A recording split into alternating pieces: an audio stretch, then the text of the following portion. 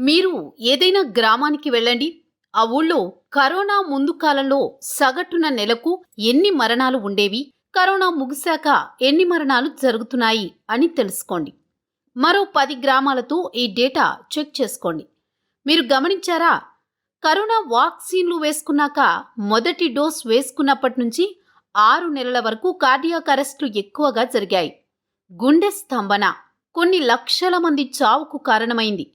వాక్సిన్ల ప్రభావం వల్ల కొంతమంది గుండె కండరాలు బలహీనపడ్డాయి. డాన్స్ చేయడం, వేగంగా నడవడం, వ్యాయామం చేయడం లాంటి పనుల వల్ల గుండెపై భారం పడుతుంది. అసలే బలహీనపడిన గుండె ఒత్తిడిని తట్టుకోలేక ఆగిపోయింది. పెళ్లి పందిరిలోనూ గణేష్ మండపాల్లోనూ డాన్స్ చేస్తూ మాట్లాడుతూ ఉన్నట్టుండి కుప్పకూలి కేవలం 1-2 క్షణాల్లో మరణించిన వారిని చూశారు కదా. ఇప్పుడు అలాంటి మరణాలు తగ్గాయి. కానీ ఇంకా మరణాలు గత కాలంతో పోలిస్తే భారీగా ఉన్నాయి. ఇప్పుడు ఎక్కడ చూసినా సీజనల్ జ్వరాలు. కొత్తవా అంటే కాదు, కానీ గతంతో పోలిస్తే మనుషులపై తీవ్ర ప్రభావాన్ని చూపుతున్నాయి. కారణం వ్యక్తుల ఇమ్యూనిటీ బలహీనపడడం. మలేరియా, డెంగీ లాంటి వాటి వల్ల గతంలో మరణాలుండేవి, కానీ ఇప్పుడు వాటి సంఖ్య బాగా పెరిగింది.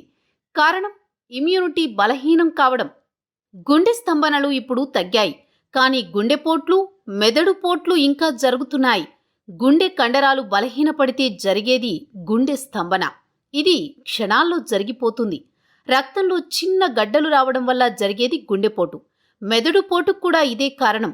రక్తంలో క్లాట్స్ రాకుండా ఉండడానికి, వాక్సిన్ వల్ల వచ్చిన క్లాట్స్ కరిగిపోవడానికి, వాక్సిన్ వల్ల అదేవిధంగా కరోనా కాలంలో స్టెరాయిడ్ చికిత్స వల్ల బాగా బలహీనపడిన ఇమ్యూనిటీ బలపడ్డానికి, అదేవిధంగా ఆటో ఇమ్యూన్ సమస్య నుంచి బయటపడడానికి ఇవి చేయండి. 1. గుండె కండరాలు, దానికి సంబంధించిన రక్తనాళాలు బలపడాలంటే వ్యాయామం తప్పనిసరి. రోజూ కనీసం అరగంట నడవండి. ఎండలో నడిస్తే డి విటమిన్ బోనస్గా దొరుకుతుంది. జిమ్లో చేరి ఒకేసారి పెద్ద ఎత్తున బరువులు ఎత్తకండి. నెమ్మదిగా ప్రారంభించండి. ముందుగా నెమ్మదిగా నడక. అటుపై 3 నెలలకు నడక వేగాన్ని పెంచండి. అటుపై జిమ్లో చేరాలనుకుంటే చేరొచ్చు. జిమ్లో చేరితే బరువులెత్తే వ్యాయామం క్రమ పద్ధతిలో చేయండి. ముందుగా తక్కువ బరువులు, తక్కువ స్థాయిలో వ్యాయామం. నెమ్మదిగా తీవ్రత పెంచుకోవచ్చు. యోగా కూడా మంచిదే. జిమ్ అవకాశం లేనివారు యోగా చేయొచ్చు. జిమ్కు వెళ్ళినా యోగా చేసినా ముందుగా నడక తప్పనిసరి. కార్డియో వాస్క్యులర్ ట్రైనింగ్ అది. 2.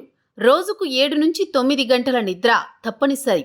బలహీనపడిన ఇమ్యూనిటీ తిరిగి కోలుకోవాలంటే ఇది తప్పనిసరి. 3. స్ట్రెస్ అంటే మానసిక ఒత్తిడికి దగ్గరకు రాకుండా చూసుకోండి. హింసాత్మక దృశ్యాలు, అనవసర రాజకీయ రభసలు లాంటి వాటికి దూరంగా ఉండండి. మనసుకు నెమ్మదినిచ్చే సంగీతం వినడం, హాస్య సన్నివేశాలు చూడడం లాంటివి చేయండి. ఒంటరిగా ఉండొద్దు. మీ భావాల్ని, కష్టాల్ని, సుఖాల్ని మీ వారితో పంచుకోండి. 4. డి విటమిన్ కోసం ఎండ, సి విటమిన్ కోసం పుల్లటి పళ్ళు, జింకు కోసం ఎండిన నల్లటి ద్రాక్ష తరచూ తీసుకోండి. 5. మైదా మానేయండి. తెల్లన్నం తగ్గించండి. కాయగూరలు, ఆకుకూరలు ఎక్కువగా తీసుకోండి. షుగర్ సమస్య లేనివారు పళ్ళు బాగా తినండి. షుగర్ ఉన్నా తెల్లన్నము తగ్గిస్తే పళ్ళు, ముఖ్యంగా తీపి తక్కువగా, పులుపు ఎక్కువగా ఉన్న పళ్ళు, కివి, బ్లూబెర్రీ లాంటివి తీసుకోవచ్చు.